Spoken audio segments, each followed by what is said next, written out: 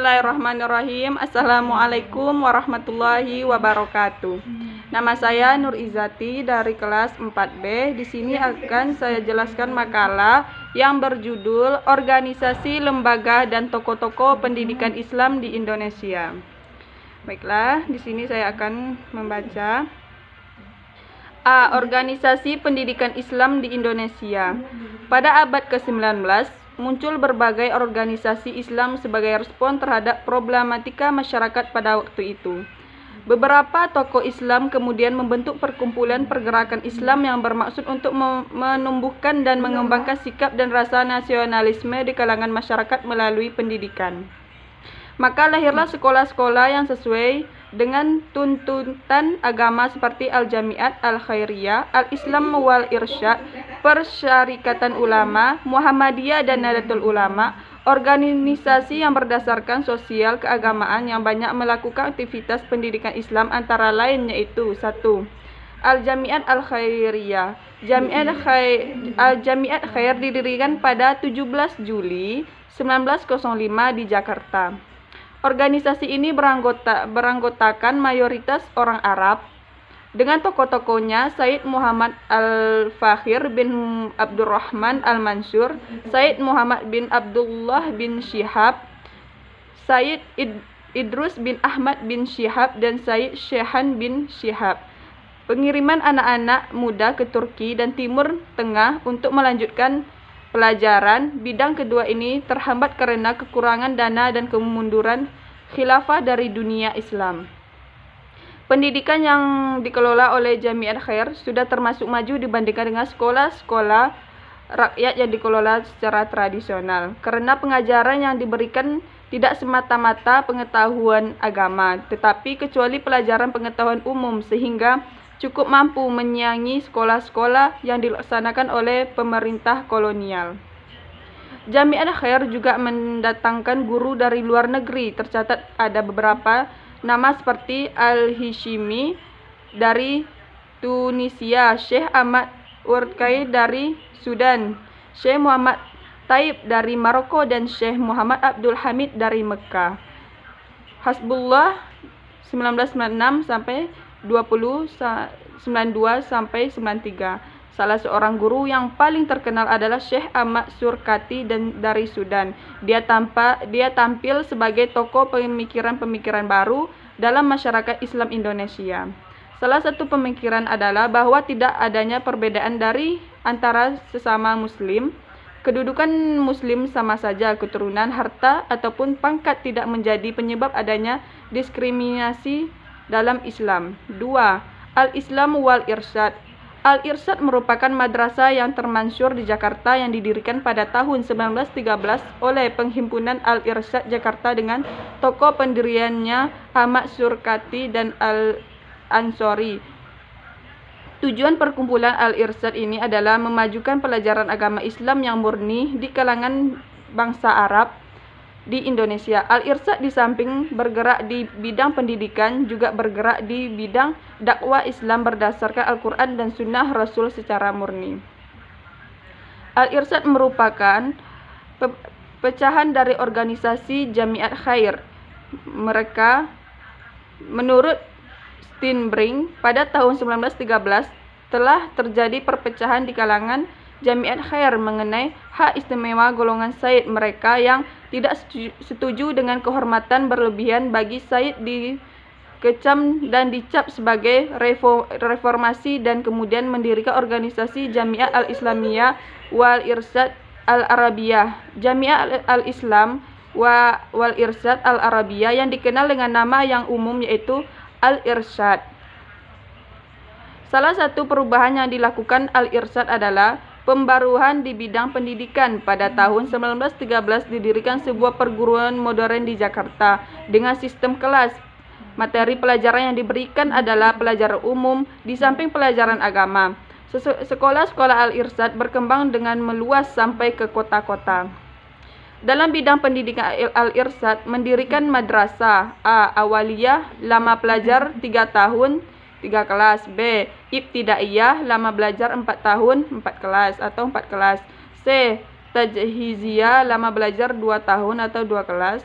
D. Mu'amalimin lama belajar 4 tahun. E. Takhasus lama belajar 2 tahun atau 2 kelas. 3. Persyarikatan Ulama. Persyarikatan Ulama didirikan di Majalengka, Jawa Barat pada tahun 1911 oleh Kyai Haji Abdul Halim. Dia menuntut ilmu selama 3 tahun di Mekah. 6 bulan setelah ia kembali dari Mekah, Kyai Haji Abdul Halim mendirikan sebuah organisasi yang bernama Hayatul Qulub yang bergerak di bidang ekonomi dan pendidikan. Organisasi ini bermaksud membantu anggota-anggotanya yang bergerak di bidang perdagangan dalam persaingan dengan perdagangan Cina. Nomor 1991 80 sampai 81 dalam bidang pendidikan. Kyai Haji Abdul Halim pada mulanya menyelenggarakan pelajaran agama seminggu sekali untuk orang-orang dewasa yang diikuti sekitar 60 orang. Umumnya pelajaran yang diberikan adalah pelajaran fikih dan hadis. Hanya berjalan selama beberapa bulan. Hayatul Qulub dilarang oleh pemerintah kolonial Belanda karena dianggap sebagai pemicu kerusuhan, tetapi ia tetap berpendirian bahwa harus ada gabungan antara ilmu pengetahuan agama dengan pengetahuan sosial agama. Oleh karena itu, Halim tetap melanjutkan pendidikan agama dalam bentuk pengajaran setiap minggu kepada orang dewasa. Setahun kemudian, ia mendirikan sekolah agama semacam pesantren, tetapi dengan sistem kelas yang mempunyai 5 kelas. Bahasa Arab sangat diutamakan. Karenanya bahasa Arab merupakan bahasa pengantar pada kelas tertinggi. Karena Halim mempunyai hubungan yang baik dengan Jamiat Khair dan Al-Irsyad, beberapa orang Arab di kedua organisasi tersebut mengajar di lembaga pendidikannya. Pada tahun 1932, Kyai Haji Abdul Halim mendirikan santri asrama. Sekolah ini merupakan realisasi dari gagasan Halim yang ia kemukakan pada Kongres Persyarikatan Ulama. Ia mengusulkan agar Persyarikatan Ulama mendirikan lembaga pendidikan yang betul-betul melahirkan alumninya menjadi orang-orang mandiri. 4. Muhammadiyah didirikan oleh Kyai Haji Ahmad Dahlan pada tanggal 18 November 1912 di Yogyakarta. Tujuan pendidikan Muhammadiyah yang dirumuskan pada tahun 1936 dan disempurnakan lagi pada tahun 1955 di Pekalongan yaitu membentuk manusia muslim, berakhlak mulia, percaya diri sendiri, serta berguna bagi masyarakat dan negara. Begitu pula masyarakat tidak diarahkan pada pemahaman agama mistis, melainkan menghadapi dunia secara realistis. Hidup harus disertai dengan karya nyata, baik untuk diri sendiri maupun untuk masyarakat. Karim 1985 sampai 88. Yang kelima, Nahdlatul Ulama. Berdirinya Nahdlatul Ulama tidak dapat terlepas dari 2 kiai besar, yaitu Kyai Haji Hashim Asy'ari dan Kyai Haji Wahab Hasbullah. Nahdlatul Ulama adalah organisasi para ulama atau bentuk jamak dari alim yang berarti orang yang berilmu.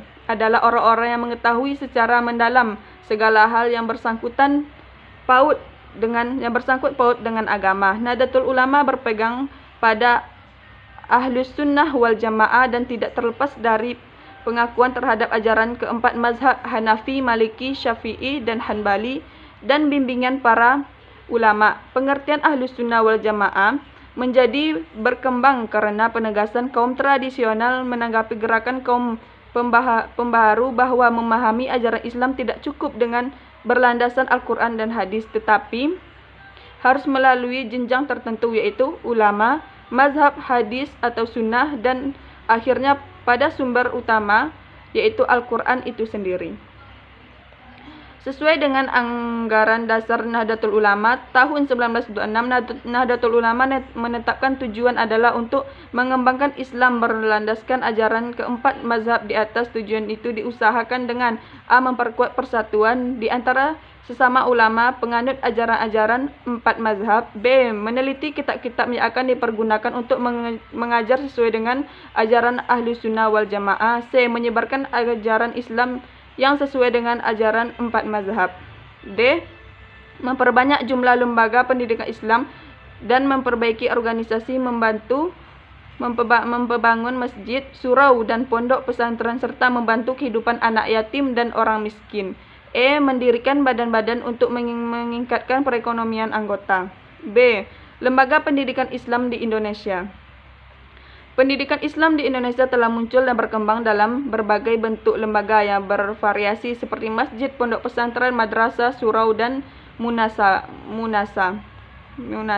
Masjid.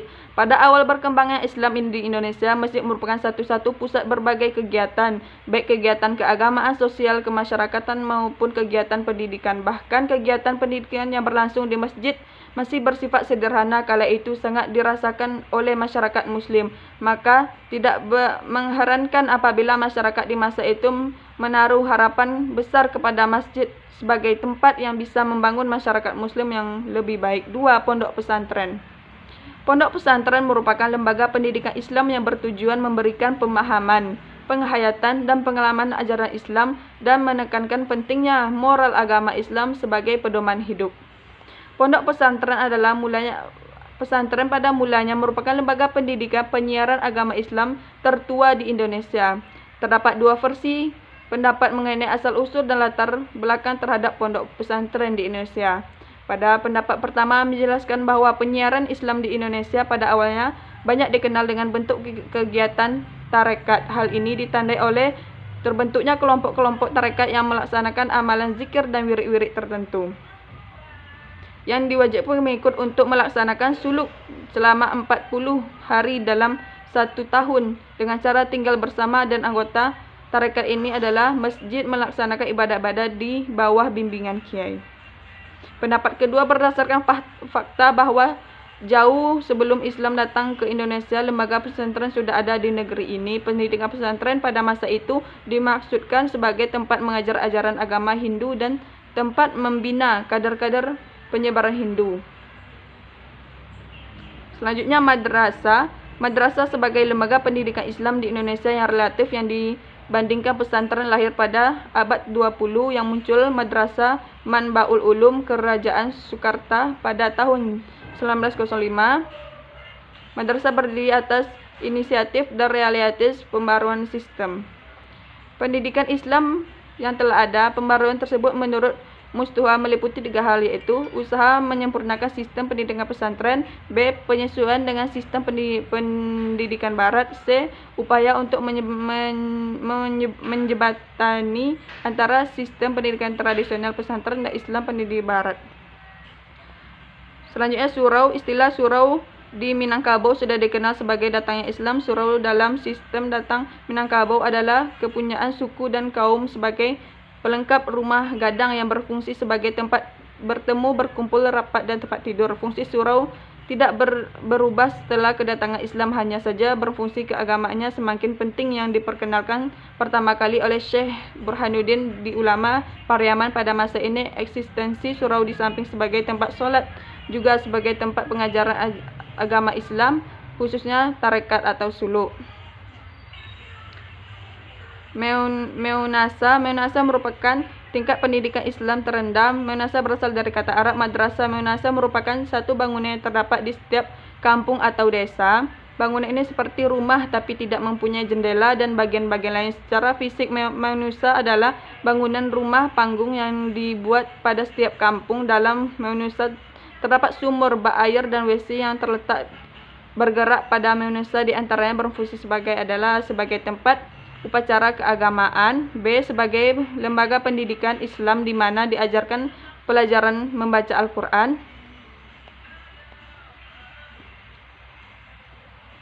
Sampai disinilah makalah yang saya sampaikan. Jadi kesimpulan dari makalah ini berdasarkan pembahasan di atas dapat disimpulkan sebagai berikut. 1.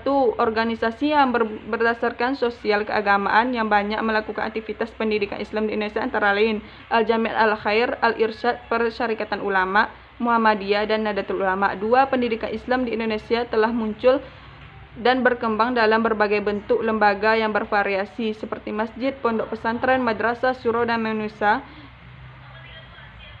Sampai situlah makalah yang saya sampaikan. Lebih kurangnya saya minta maaf. Wabillahi taufiq wal hidayah. Wassalamualaikum warahmatullahi wabarakatuh.